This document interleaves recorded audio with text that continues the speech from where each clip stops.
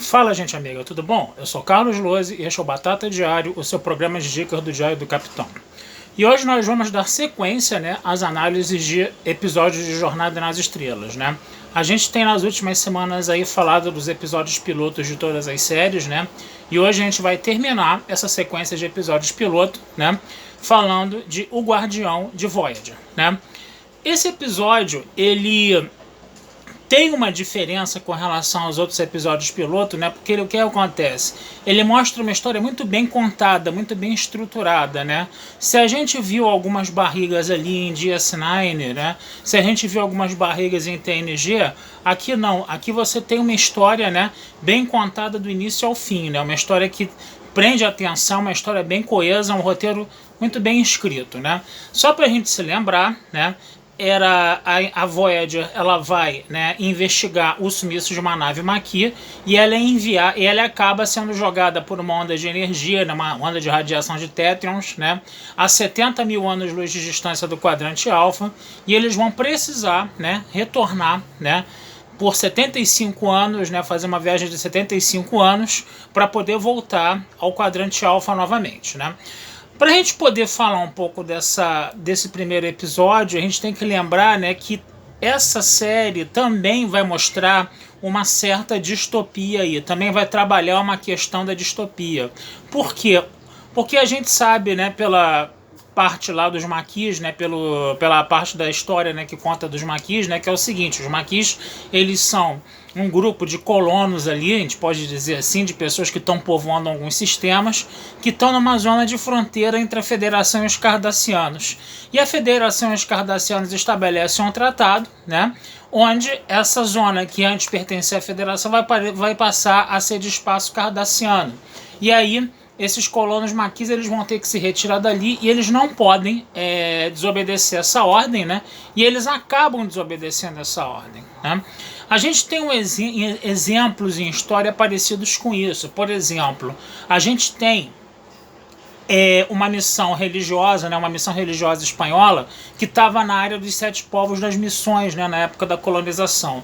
Só que com o Tratado de Madrid, em 1750, aquela região onde eles estavam passou a ser território português. E essa missão espanhola, ela acabou se recusando a sair daquela região, e aí tanto o exército português quanto o exército espanhol atacaram essa missão e destruíram essa missão.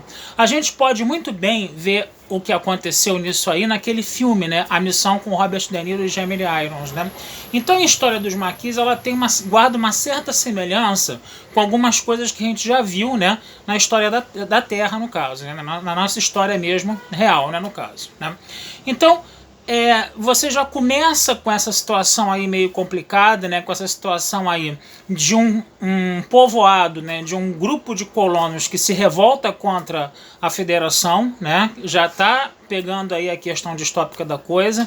A gente tem a Janeway tirando o Tom Paris da prisão, o Tom Paris que foi um oficial da frota, que acabou sendo expulso da frota porque ele cometeu um erro ali que custou a vida de uma pessoa, se eu não me engano, uma pessoa ou algumas pessoas, E depois ele acabou se integrando à causa Maquis, E outra coisa também que é interessante da gente ver é que o chefe de segurança da Janeway, que é o Tuvok, ele vai trabalhar como um agente da Federação infiltrado dentro dos Maquis, Então você está percebendo que a história ela já começa com esse tom meio distópico. E aí depois a gente vai ver esses Maquis e esses membros da Federação tendo que se juntar numa tripulação para poder, juntamente, voltar para a Terra, fazer essa viagem de 75 anos. Essa coisa dos Maquis e da Federação, dessas rixas entre Maquis e Federação, talvez ela pudesse ser um pouco mais bem trabalhada ao longo da série, A gente teve 7 temporadas aí, e isso talvez poderia ter sido um pouco mais bem explorado, que acabou não sendo muito explorado, mas mesmo assim você já vê que é um clima meio distópico, E essa distopia também apareceria ao longo da série quando a gente vê justamente a Janeway, tendo que tomar algumas medidas que não são muito louváveis, que não são muito virtuosas, e ela usava como isso o argumento como justificativa para essas medidas pouco virtuosas, o argumento dela estar sozinha no quadrante delta, num espaço povoado, salpicado de Borgs, né? E aí ela usava isso, né? Era usado isso meio como uma justificativa, né? De você tomar algumas medidas que não eram muito, vamos dizer assim, eticamente corretas, né? Então a Voyager também vai ter um pouco dessa distopia que já tinha começado a ser mais bem trabalhada em Deep Space Nine, né? Só para a gente poder falar nisso. Com relação à história do piloto do episódio, né? Quem é que traz a Voyager para essa grande distância? Vai ser uma entidade chamada Guardião, né? Que é uma entidade alienígena de outra galáxia, que estava fazendo pesquisas ali onde é o quadrante delta, né? E aí essas pesquisas acabaram por destruir ecologicamente a atmosfera de um planeta que se desertificou. E aí essa civilização alienígena, ela acaba se responsabilizando por esse fato, né?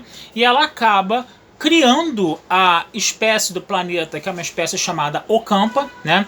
Nos subterrâneos do planeta, e provém todos os recursos para isso. Mas o guardião que está ali, esse alienígena que está cuidando disso, ele já está morrendo. Então o que ele vai fazer? Ele vai acelerar os recursos para poder, né, salvar, dar uma sobrevida para essa civilização alienígena aí, dessa civilização Ocampa, que é nativa desse planeta.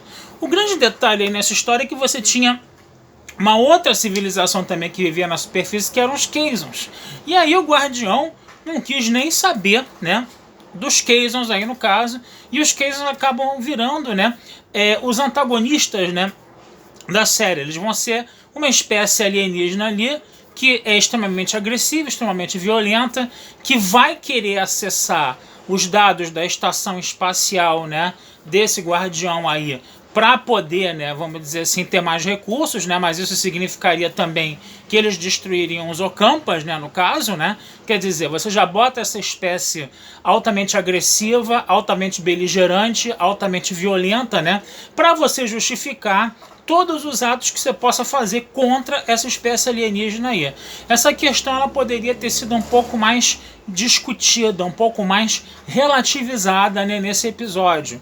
Você colocar os Kazons de uma forma completamente demonizada me pareceu uma saída muito fácil, né, para Janeway, inclusive, violar a primeira diretriz, né? Que a primeira diretriz, o que ela fez? Ela acaba destruindo a estação para os Kazons não poderem ter acesso a ela. E isso é uma clara violação da primeira diretriz. E qual foi o argumento que ela já usou aí logo de cara? O argumento que ela usou foi o seguinte: nós assim, a gente já com o Tuvok, né? O Tuvok que ele falou, né? Que ele não teria, que poderia haver uma violação na primeira diretriz aí, mas ela falou, a gente já se envolveu demais nessa história, vamos agora até o final. Então ela destrói a estação, destrói a única chance que eles tinham de fazer essa viagem de 75 anos em menos tempo, né? Aí você bota uma coisa louvável, né? A Voyager se sacrifica de uma certa forma para salvar os Ocampas também, né? Desses Kazons que são muito ruins, né? No caso, né? E aí você usa a justificativa para a violação da primeira diretriz dentro dessas bases. Os Kazons são criaturas demonizadas e esse sacrifício da Voyager, né? Em salvar essa espécie que era muito, como é que podemos dizer assim, muito café com leite, muito inofensiva, muito vulnerável, né, no caso, né? Então você cria esse antagonismo entre os Ocampas e os Kazons, né, para você justificar essa violação da primeira diretriz. Quer dizer, já é um negócio meio complicado. Essa coisa poderia ter sido um pouco mais bem trabalhada, mas me pareceu, né, que os roteiristas, né, como eles vão para um quadrante completamente desconhecido, que é o quadrante Delta, né, que a Federação não tem contato com ninguém, parece que os roteiristas eles quiseram já, logo de cara, arrumar um inimigo, né, para Voyager, né, nesse quadrante Delta, e aí os Kazons acabaram sendo a bola da vez, né, no caso, né. Então os Kazons depois eles vão, em vários outros episódios, aparecer como inimigos da Federação. Você vai ter até o arco da Seska depois, que isso é uma coisa que a gente vai conversar depois com mais calma, quando a gente entrar nesses episódios, né. E aí se optou por essa saída. Foi um problema? Eu particularmente acho que foi um problema. Essa coisa de você ir fazendo inimigos na viagem de volta, né? Isso poderia ser trabalhado nos outros episódios. Mas aí é aquele negócio, né? A gente já tá vendo uma Jornada nas Estrelas aí mais distópica do que utópica, né? A gente já tá vendo aí uma capitã de uma nave, né, que logo de cara já começa, né, a violar a primeira diretriz, né? Então esse é um problema sério, né, no caso da série aí, tá? O que a gente pode falar dos personagens, né? A gente tem uma Janeway que num primeiro momento ela parece ser muito dura, tá?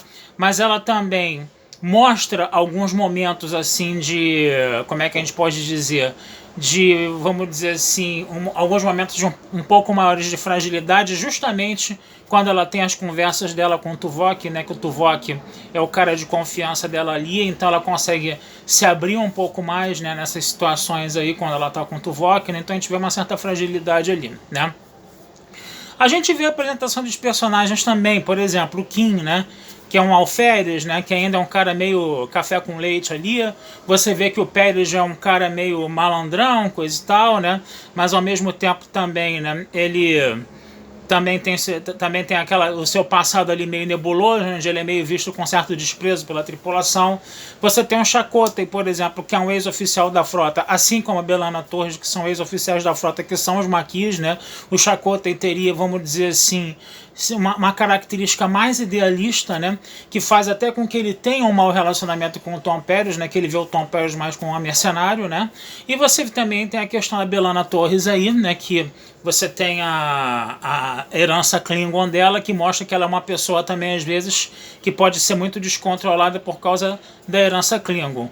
O Neelix já aparece, né, como aquele cara que é uma espécie de alívio cômico, que é um cara hiper chato, mas um cara com um grande coração também, né? Que vai salvar, inclusive, a Kes, né? Vai usar, né, a tripulação da Voyager para salvar a esposa dele, né? Dos Kazons, no caso, né? E você tem o Tuvok ali, né, que é o vulcano por excelência ali, bem lógico, coisa e tal, né? Mas que ele vai ser também uma espécie de... como eu já falei, né, de braço direito da Janeway, né? Então você vai vendo, né, essa tripulação sendo apresentada ao longo da trama da história, né? Não foi que nem em TNG que você tinha uma trama principal, aí você parava a trama para apresentar os personagens, né? Isso foi bem colocado ao longo da trama, né? O que fez com que esse episódio piloto não tivesse tantas barrigas, né? No caso, né? Foi um episódio onde teve uma história que prende a tua atenção ali do início ao fim. Tá? Então a gente vê um bom começo, né, para Voyager, né, nesse episódio piloto aí, tá certo? Vou ficando por aqui então hoje, tá, gente? Desejando vida longa e próspera a todos, né? Deem uma olhada lá na Batata Espacial, que eu vou colocar o texto, né, dessa análise do episódio piloto de Voyager, tá? E não deixem, né, de curtir, compartilhar e comentar o Diário do Capitão nas redes sociais. É isso aí, um abração, fui e até a próxima.